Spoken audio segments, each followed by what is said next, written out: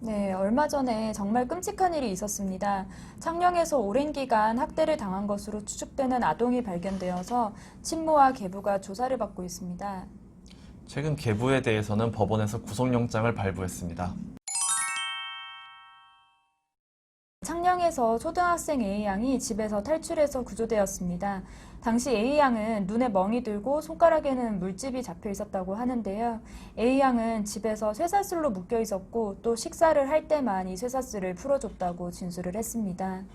지난 15일 계부는 심각한 학대 행위 일부를 제외한 혐의를 인정하였고 법원은 증거인멸과 도주 우려의 이유를 들어 구속영장을 발부하였습니다.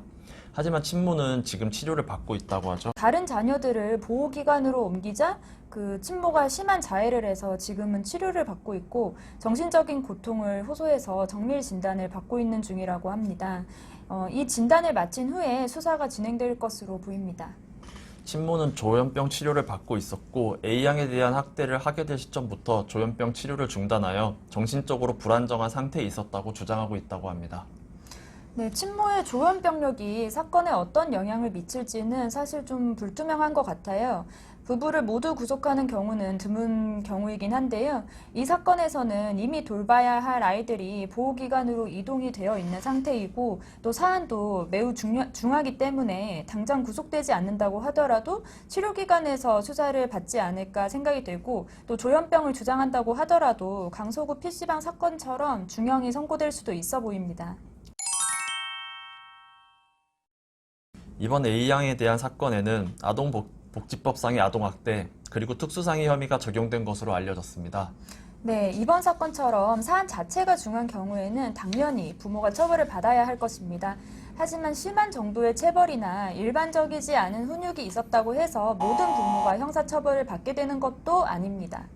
형사사건으로 접수가 되었다고 하더라도 검사는 아동학대 사건의 성질, 동기나 결과, 그리고 개선 가능성 등을 종합적으로 고려하여 아동보호 사건으로 처리할 수 있습니다.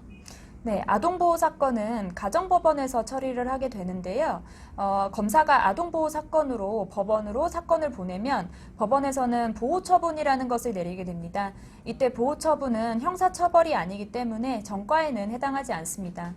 아동보호 사건으로 사건이 처리되게 되면 일반적으로 관할 보호관찰소에 출석하여 조사가 진행되고요. 이 결과가 법원으로 통보되게 됩니다. 법원은 보호 처분이 필요 없는 경우에는 처분을 하지 않는다는 결정을 할 수도 있고 또 심하지 않는 경우라면 전문기관에 상담을 위탁할 수 있습니다. 지금까지 창녕 아동학대 사건을 바탕으로 아동학대 사건과 아동보호 사건까지 알아보았습니다. 네, 오늘 영상에 대해 궁금하신 점 있으면 언제든지 댓글로 문의 부탁드립니다.